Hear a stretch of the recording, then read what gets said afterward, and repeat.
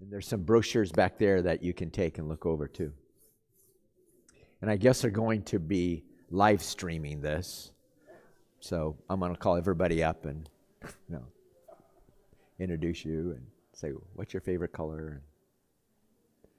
So Nebraska, that's a long haul. Jan's folks are from Kansas City, and we would drive from the Tri-Cities, and so we would stay in the halfway mark is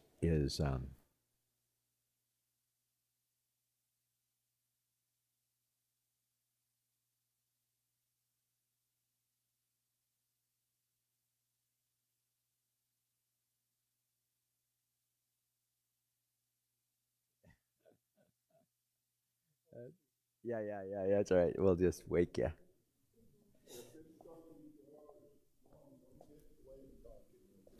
Yeah, well, I'm here. He'll take over when I collapse, so after 4 hours, we're a tag team.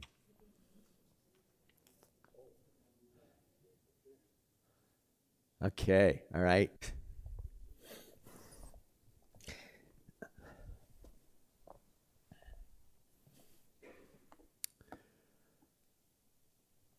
Just let me know when you're going to live stream it. Oh, you're doing it now? Okay. Well, thank you all for staying after worship and encountering what I think is one of the most important things that a person can look at in terms of their life and also after their life. So we're going to be looking at today, in the time that we have, something called the wealth of your life. Now, there are two aspects that I believe that are part of your estate. One is your tangible assets. We're going to be talking a little bit about those, but also your intangible assets. Susan Turnbull, who I really use a lot of her material, wrote a little booklet called The Wealth of Your Life, hence the title of the seminar. I talked with her last Thursday. She has Presbyterian roots, and she thinks it's great that we're kind of bringing together in the foundation two aspects of your estate, and that is the things that you have earned and the things that you have learned. So the Presbyterian Foundation has been around since 1799, and I am what's called a ministry relations officer, and I have the Northwest region. That includes Alaska and Oregon and Washington, Idaho, Wyoming, Montana, and Utah, and I always call it God's country because it is, and I love it. I grew up in Portland, just a few miles away, and so I love the Northwest, and it's great, again, to be here at First Pres Vancouver, which is our home church. So we're going to be looking at those two aspects of wealth, okay? So one of the things I want you to think about is how you are going to continue to work after your lifetime. I have a good friend. His name's Carl Madison, and he is on the staff of the foundation. In fact, he's vice president of Planned Giving, and he and I talk probably once or twice a week about what he's doing, the new things that he's doing nationwide in the denomination. And he lives in D.C., and his folks really had a very special job. His dad was a surgeon for a person in the Congo named Albert Schweitzer. Have you heard of Albert Schweitzer?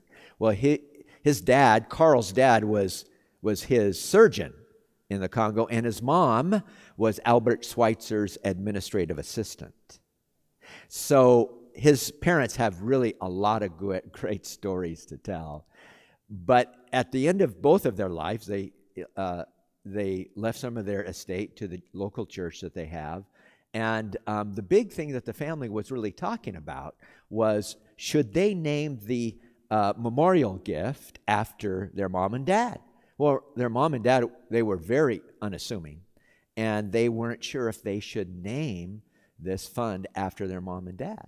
And they decided to do it because the family said, in generations to come, we want them to know that our mom and dad are still working in the church. Let me just read to you a portion of what is called an ethical will. And we're going to be going through how to put together an ethical will, and then how you can endow your pledge to First Presbyterian Church because you want your story to continue.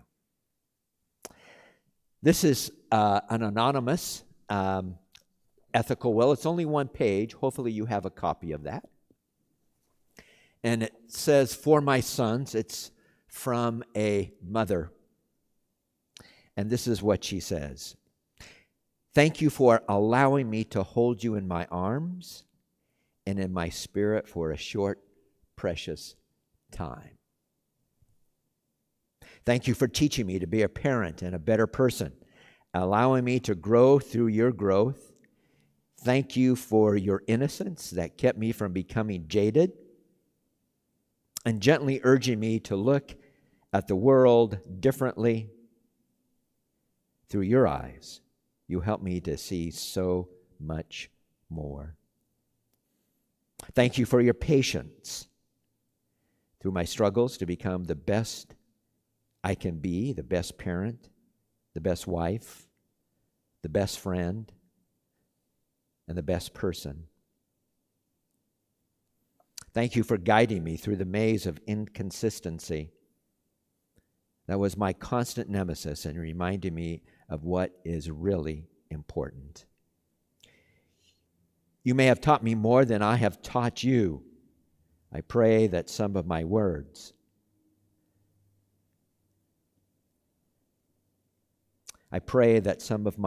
found their way from my heart through sometimes deaf ears and stubborn brain to your heart, because that was where I tried to send them." You know, that's a powerful message, isn't it? And she spent some time really developing this. And we're going to go through steps on how to develop this for you as well as part of your, what is called your intangible assets. But one of the things I want to do is talk about money. You know, I don't know about you, Josh, or you, Margaret, but I never had a class on, or Bill, or Dwayne, I never had a class on the theology of money. Oh, we had a lot of classes on the atonement theory, you know. I'm more of a vicarious substitutionary guy. So, and so we had a lot of, but we never had a class on money or how to talk about money. Lynn Twist wrote a book called The Soul of Money, and she writes this about money, which I think is a great theological description concerning money. And really, this is all about money in terms of your tangible wealth and your intangible wealth, because how you want your money to go to the church and also to your heirs is very important, how you think about money. She writes, "Money is like water. It can be a conduit for commitment, a currency of love. Money moving in the direction of our highest commitments nourishes our world and ourselves. What you appreciate appreciates. When you make a difference with what you have, it expands. Collaboration creates prosperity. True abundance flows from enough, never from more. Money carries our intention. If we use it with integrity, then it carries integrity forward. Know the flow." And really, that's what we're talking about today. Know the flow. Take responsibility for the way your money moves in the world. Let your soul inform your money and your money express your soul. Access your assets, not only money, but also your own character and capabilities, your relationships, and your other non-money resources. And this is what this mother did in terms of her ethical will. So what we're going to be doing is we're going to be going through really 4 parts. Kind of just welcoming, and I just did that a little bit in terms of introducing myself, but also kind of setting the stage for ethical will scripturally. Then we're going to be looking at discerning and telling and then launching your story. There are 3 core questions that really you need to address in regards to not only your estate plan, but also your ethical will. How do I share my faith with my family and to my church? That is really, I think, the most important part of your estate plan. What are the ways in which I can accomplish my legacy giving to my church?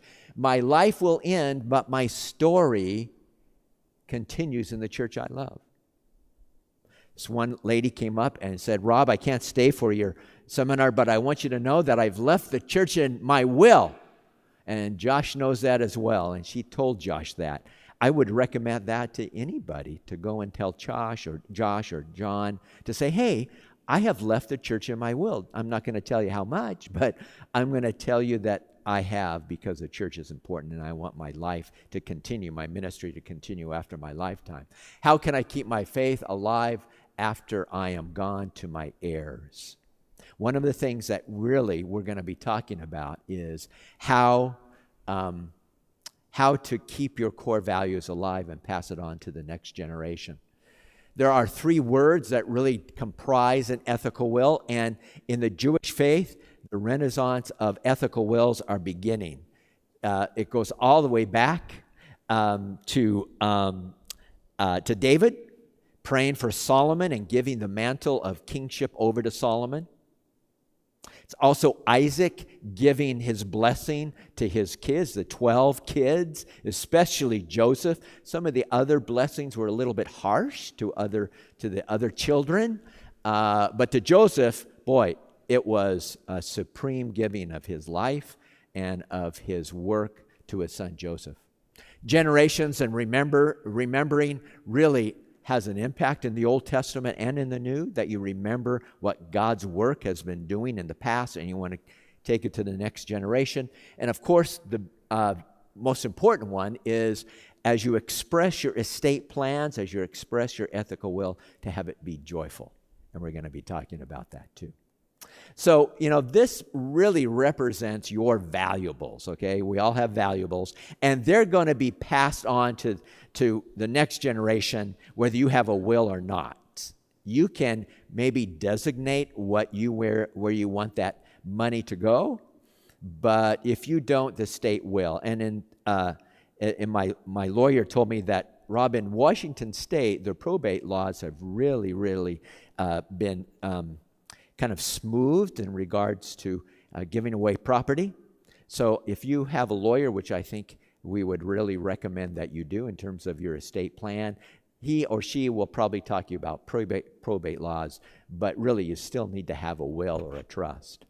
So your valuables will be passed on, but your core values, that's up to you. From the Torah, it says, words that come from the heart enter the heart. That's all about the ethical will. Passing along your values is optional, and that's up to you. So, what about discerning your story? The story is really the timeless part of yourself. We're not connected by things. We're connected by faith stories, traditions, memories, hopes, and dreams. We're connected by the legacies passed down from those who came before us, legacies we pass down to those who come after us. Every time on Sunday morning when we come to worship, we're standing on those who've gone before us, because they have given not only their life and their time, but also their resources to First Pres Vancouver. So the challenge is, there's going to be many transitions. How do I pass on my core values to the next generation during those transitions? So, what is your legacy? This is the timeless part of yourself. What do you think are the values that you represent? In Turnbull's book, she has a section where she has a list of core values. And she asks you to pick maybe 5 or 6 of those core values. I think there's about 40. One is faithfulness. One is punctuality. One is perseverance. What are the core values that you want to pass on to the next generation, and expressing those to your heirs, to your kids? Then the other one is who do you hope knows your core values? And do you think they already get it? We have 3 kids. All 3 are going to be trustees, but 2 have special responsibilities in our trust. But our third, who is more sentimental than the other 2, she's going to have our ethical will. And one of the things we're asking her to do is read it to her children. My wife wants to read her ethical, she wants to have her ethical will read after she passes. I want my ethical will to be written and to be read by me while I'm alive. So we're writing 2 ethical wills, okay? But do you think they get your core values? Do they get who you are? My mom passed away about 6 years ago, and I got the pleasure of going through all the pictures. How many of you ever got the pictures, right? You go all through the pictures, and you come across this picture that was probably taken in the 1920s or turn of the century, and guess what? It's a picture, and you go, who is that person? And you look on the back, and what? There's nothing, right? And you go, oh, they must be some sort of relation. Well, an ethical will is saying, hey, who is John, who is Josh, who is Dwayne, who is Julie? And they're turning around and saying, oh, it's that guy. Because you may be writing to people that are not yet born, to your great-grandkids. There's a gentleman who he wanted to endow his pledge, and we're going to be talking about that later on. But he's at Westminster Presbyterian Church in Portland. And he worshiped about 40 years ago, and he said, I want to endow my pledge. Jim Moiso, who's a pastor here in the Cascade Presbytery, was pastor there, and all he did on a Sunday morning was say, I wish somebody would endow their pledge. And so this guy said, yeah, I'm going to do it. He gave about $20,000 a year. So he calculated how much that money needed to have in terms of return, and the bulk of that money he needed to invest to have $20,000 given to the church after his lifetime. Well, he did that. Well, that portfolio has grown to the point where he wants to communicate to the congregation that he's still working even though he's in heaven, and they get $90,000 a year in July. That's what endowing your pledge can really do. But Greg Neal, who's the pastor there, when I did this for them, he said, Rob, we don't know anything about this gentleman. We knew he was very generous, but I wish he would have filled out, and this is the booklet, and John is going to have a booklet like this in the library that you can check out. He raised this and he said, I wish he would have filled this out. Okay. So our daughter is going to make sure that our ethical will is read at an appropriate time to those that probably need it. Ethical wills are not a binding document, legal document. What it is that it is a non-binding letter or recording created for your loved ones. It is created with the intention of lasting beyond your lifetime for the purpose of passing on your faith, values, wisdom, advice, and stories. So an ethical will says, what do I want them to know? And a legal will says, what do I want my loved ones to have? So you're passing on your intangible wealth. Well, the frequently asked questions about an ethical will is, what form does an ethical will take? It can be in writing, it can be verbal, it can be in a recording, but it has to be some sort of way that you want to pass your values on to the next generation. Is an ethical will legally binding? No, it's not. But it also has an power as much as your legal will to communicate your love and your faith to the next generation. Who creates an ethical will? You do, obviously. Okay? Again, spouses may want to kind of share that, hey, you're going to create yours and I'm going to create mine. When should I create an ethical will? Now. In fact, I think someone should start when they're 40 or 50. I was talking with someone said, yeah, Rob, I'm 46, but I don't know if I want to start an ethical will. And I say,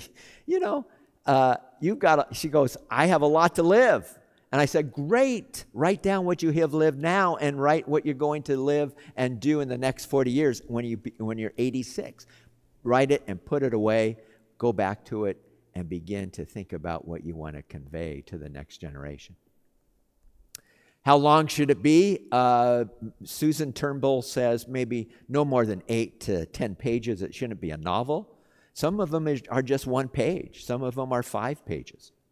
I was talking with a couple in Seattle, and they introduced me to this ethical will. We kind of heard about it, the foundation, but we weren't really kind of emphasizing that. But I talked with him, and I said, man, I would like to see that ethical will. And I said, Rob, it's too personal. We're not going to show you this. Talks about their mistakes, talks about their love, talks about their doubts that they had, talks about how they made decisions so that the next generation doesn't have to make those decisions that may impact their lives for the remainder of their lives negatively. What should not go into an ethical will? Shoulds or oughts, criticism. I wish you would have been more punctual to church. Don't do that, okay? When should it be shared? Well, you decide. So getting started, there's 5 steps, and this is what Susan Turnbull talks about. And pretty quick, I want to go through these. Identify you wish to address, those you wish to address. Sometimes people want to do it for their church and be read at a memorial service. Some people want to do it for their co-workers. Okay, now it's going to be totally different, obviously. Some people want to do it between maybe generations and talk about the different generations that you want to communicate in regards to the future. Consider your intentions in opening lines. This woman who I just read about her sons, she really, really thought about those. Reflect on what you want to say, create an outline, and compose your ethical will. And I want to stress that it is a process. It is a process. So let's look at number 1, getting started. And this is step 1. Identify those you're going to be writing to. And you think, well, that's going to be kind of maybe little bit self-explanatory, but sometimes it's not. She lists here, who do you want to write to? Children and or stepchildren, grandchildren or step-grandchildren, descendants not yet born, siblings, nieces and nephews. There's a lady in Jackson Hole, Wyoming, and I was doing the same thing in Jackson Hole, and they know a lot about money, and they know a lot about wills. And this lady said, I don't have any kids, because I was wondering if someone didn't have children, how would they look at this? And she goes, I'm going to write this to my nephews and to my nieces so that they know who I am and what I stand for. So Turnbull continues, parents or step-parents, spouses or partner, friends, guardians of your children, trustees, and of course, maybe even your doctor, and making sure that, your healthcare proxy is pointed out to him. You have to ask yourself this: who will appreciate and safeguard this document? So that's why we picked the child that we wanted to have. Do I want an intimate letter read by a few or more public document? Do I want an intimate letter read by a few or a more public document read by many? Do I want to write just one letter or multiple letters? Do I want to create a joint document with my spouse? So she has examples of how to get started in an ethical will. So that's pretty self-explanatory. Well, who is your audience? We just talked about that. Who will appreciate and safeguard your documents? Do I want to create a joint document with my wife, my spouse? And who would you like to have your ethical will written to? What about step 2, your opening lines? What would you like them to be? I graduated in journalism from the William Allen White School of Journalism at University of Kansas. And in the reporting class, we worked so hard on the first paragraph. We did not want people to not read the article because the first paragraph was boring. It didn't, who, what, how, and when. That was what we worked on, okay? So your first paragraph, your first lines are supposed to be important. To express my love and gratitude, what's important to me, my own history. There are certain things my kids don't know about me that they need to know about. It's not my high school years. I don't want them to know about my high school years, okay? Because I did some things that I don't want my grandkids to do. Provide some family history, vision for a trust, philanthropic charitable vehicle. She talks about how you want the church and how you want your children to know why you're giving this money to the church. To tell the story behind the assets that will be inherited. So these are maybe opening lines, 5 themes. This is step 3. Your feelings, your values, your perspective, your history, your will or your estate plan. This is probably the largest part of your ethical will. Your feelings, your love and your faith. What difference has Christ made in my life? What did I know? When did I know that God first loved me? I doubted God when. I feel this way about God and Christ now. Relationship between what I love and admire about them or you. When I think of their futures, what do I wish for them? And so she has all these examples in her book. And you can order it on Amazon if you'd like. Of all that I have, of all that I want to say to you, the most important thing of all is what? I may not always have shown it, but our relationship has not always been easy, but it's very important that you know. I've always admired the way. Please forgive me. I forgive you. Thank you. I love you. These are the 4 things that really matter the most in your estate plan. There are a few things I want you to remember. So you're going to share your values. How am I spending my time and funds? What is that? Why? What is it that motivates me and satisfies me? Now, you don't have to write something to all these questions. She just gives you, or I'm just giving you kind of a 30,000-foot overview. What are the values of my life? And then you can go to that value list in her booklet. What do I want to be remembered for doing? How do I want to be remembered for being? Not only doing, but who I am. And remember, it's a process. And these are some of the examples. I know it seems that I spent a lot of time fishing, but I love those early mornings on the water because being your mother has been simply the best thing in my life, or your father as a father. It hasn't always been easy, you know that, better than anyone. But as a parent, I've gotten to live out what is important to me: family, loyalty, and a sense of humor. And remember, it's a process. So what has life taught you? What do I know to be true about wisdom? I have gained mistakes I don't want my loved ones to repeat.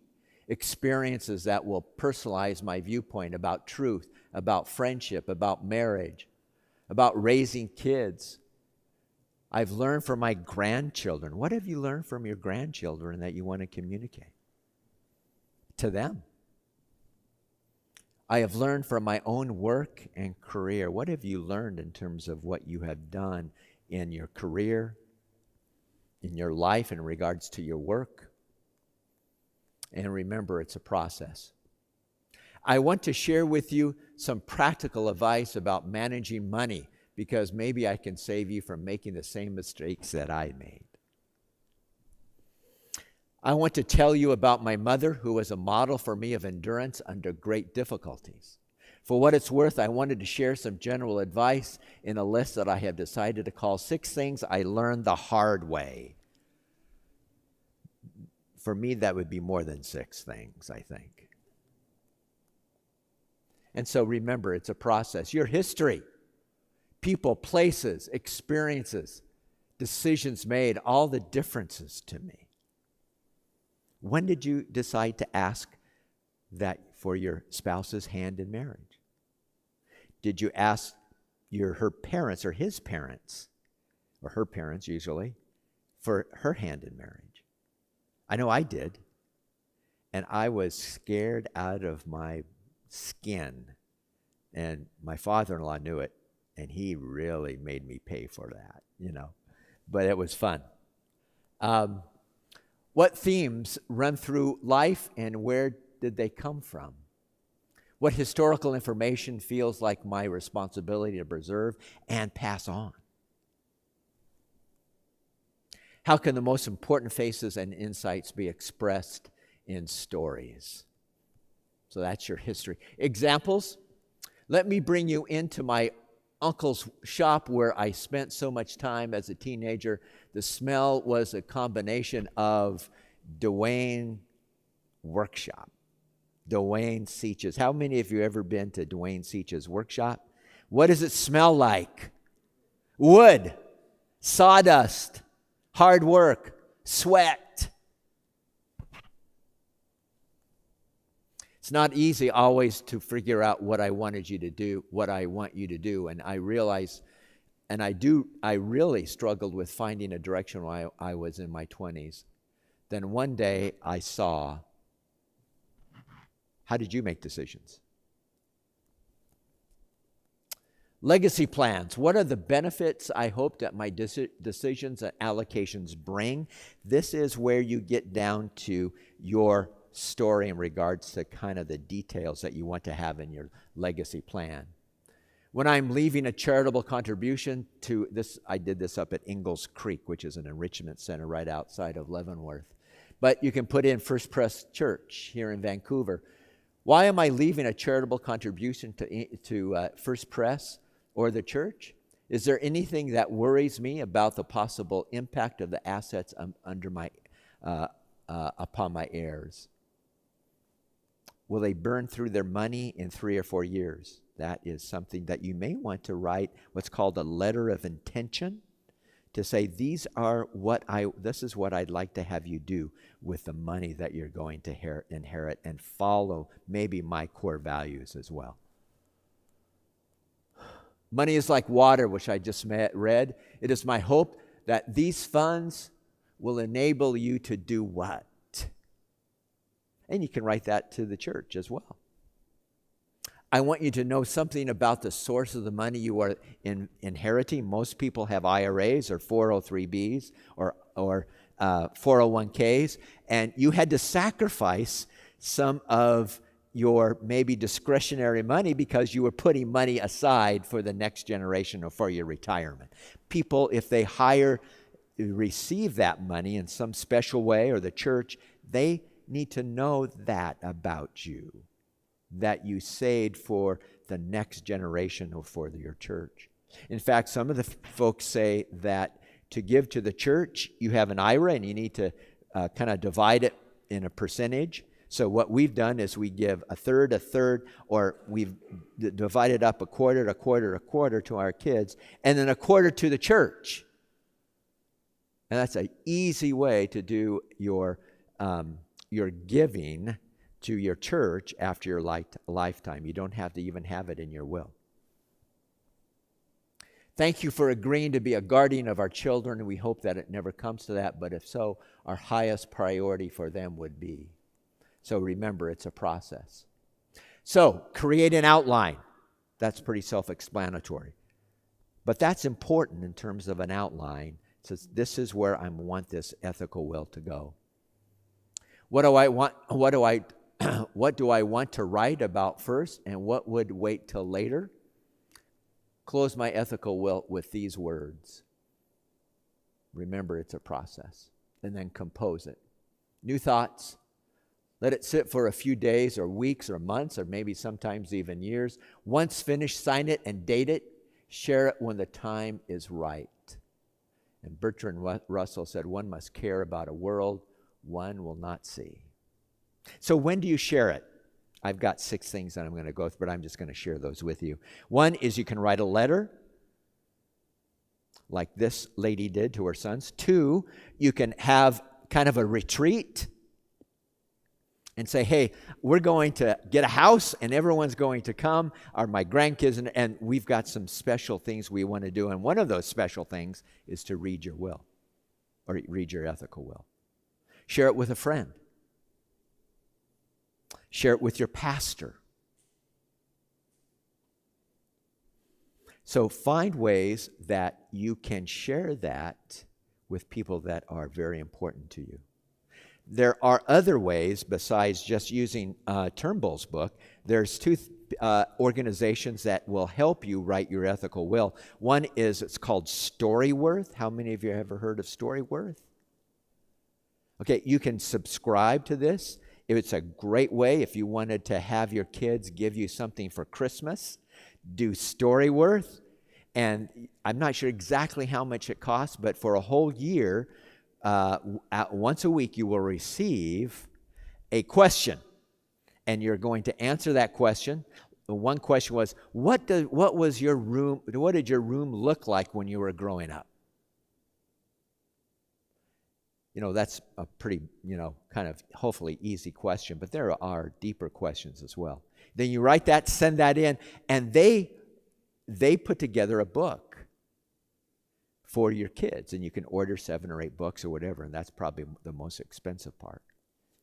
There's also something called StoryCorps that they go around in different parts of the states, and you can make an appointment and you can go and record your story with them. It'd be great for First Press Vancouver to sponsor that for the community, to tell your story. So there are different ways that you can tell your story as an ethical will. Now, one of the things I want to talk about is what's called, as I was starting this, your how are the charitable vehicles that you can take and use to communicate your core values to this church? Your church has an endowment. An endowment is very important because an endowment is a game changer. You can talk to John about that endowment and how you can give to that endowment through your estate plan. You can write a check and give it to him today, and they can put that in your endowment. And Maggie Hendrickson has given probably a lot of information about that endowment. You can also start an endowment with the foundation. Some people say, I want to give to my church, but I'm going to start something with the foundation, the Presbyterian Foundation, called a Permanent Endowment Fund.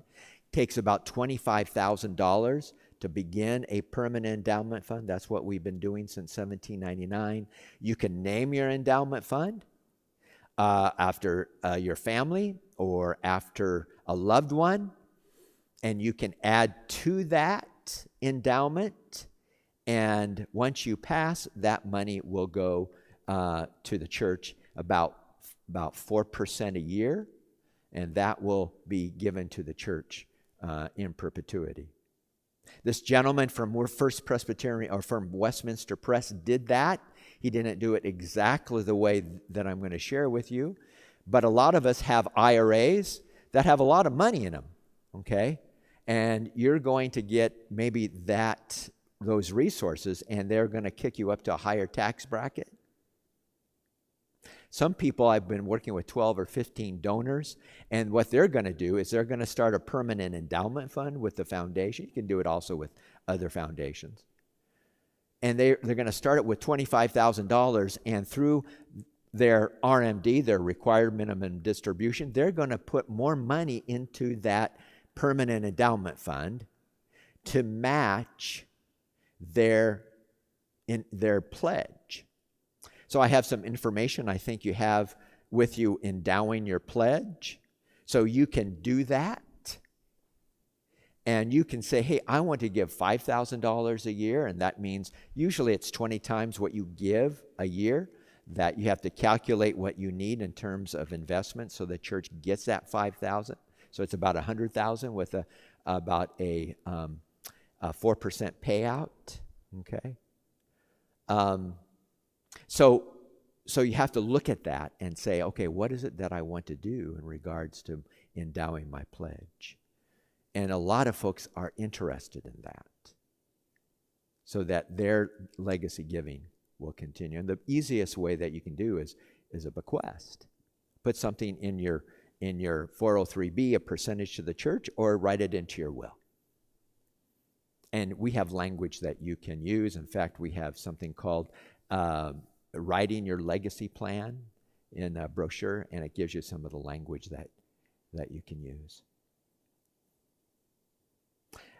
If you have something that you want to do now, there's something called a donor advice fund. How many have ever heard of a donor advice fund? Okay. You can use that as your own foundation. We started a donor advice fund with the foundation. It takes $2,500 to do that. And what we wanted to do is we wanted to teach our grandkids about charitable giving. So every Christmas or Thanksgiving, I have, as kind of the president of the foundation, we've made maybe $500 with that money.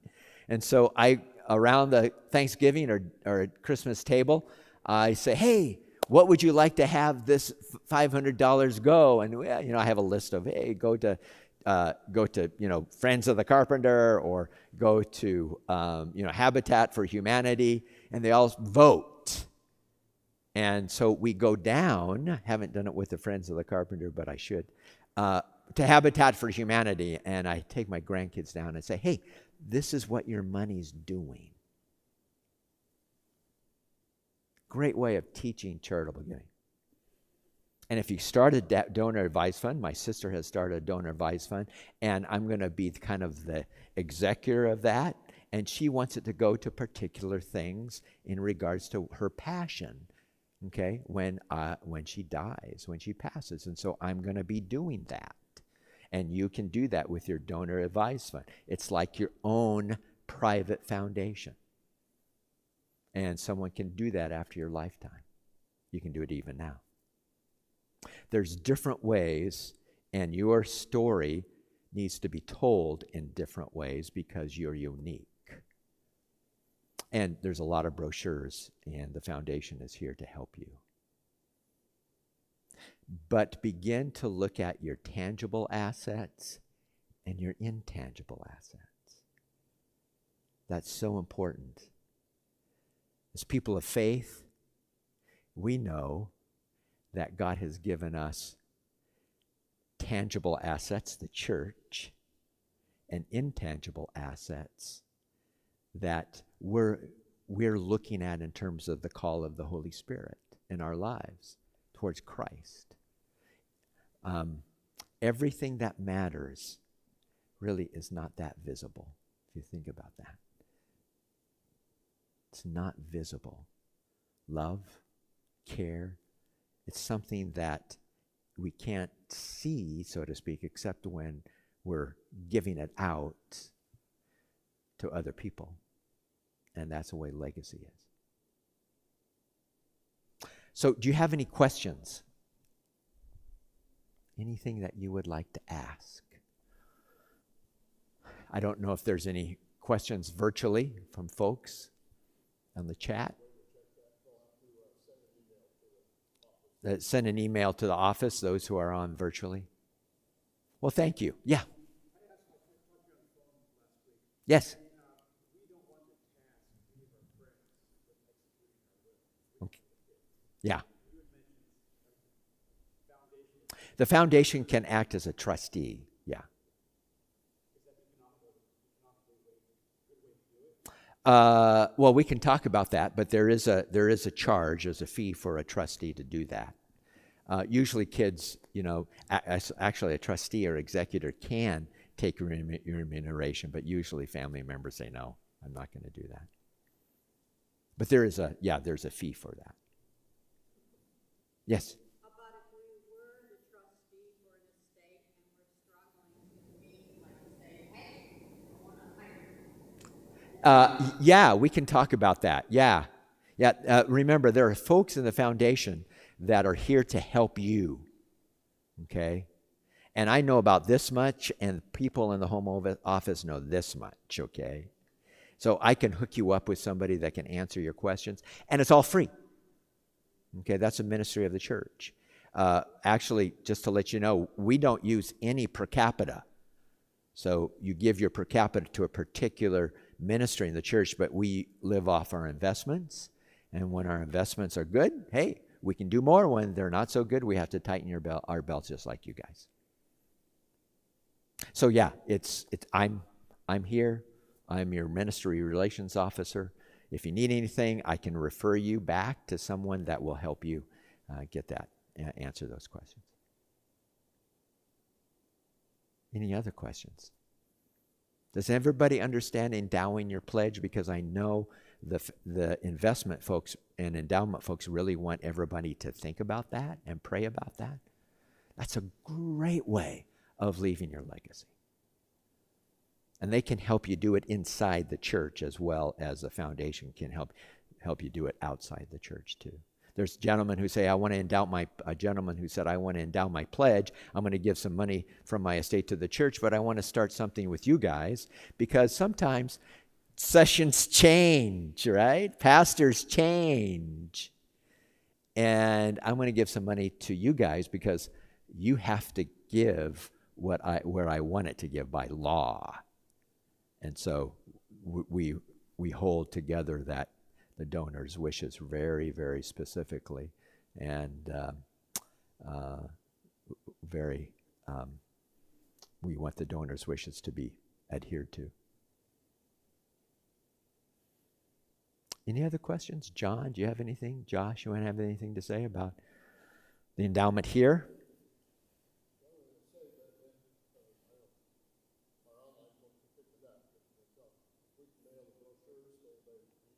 Yeah, John was saying for folks online, mail the brochures that I handed out to anybody that wants them. Okay, and John has, I believe, names of everyone on the committee. So that if you want to call folks that are on the committee here at First Press, then you can do so and ask some questions. You got a great resource. Okay. Well, thank you. Hey, you bet. Yes. Let's pray. Heavenly Father, we thank you for the tangible wealth and the intangible wealth that we have in our lives that you have given to us. Thank you for this church and for people who have loved it for so many years, that we get to stand on the shoulders of those who have gone before us so that we get to enjoy the benefits, and their story continues as well through the lives that are changed here. And we want our story to continue because this church has meant so much to us. But also, we want to communicate our desires and our core values to the next generation and our family through this ethical will. Thank you, Lord, that you have given us lives and decisions that we want to share. Some of those are good decisions. Some of those weren't so good decisions in our life. But when we share those, it helps the next generation. So thank you again for all that you continue to do in our lives in this Eastertide. Let us always be mindful of your love and of your resurrection power in our lives. In Christ's name we pray. Amen. All right. Thank you so much. There's more brochures down here too if you'd like to get them.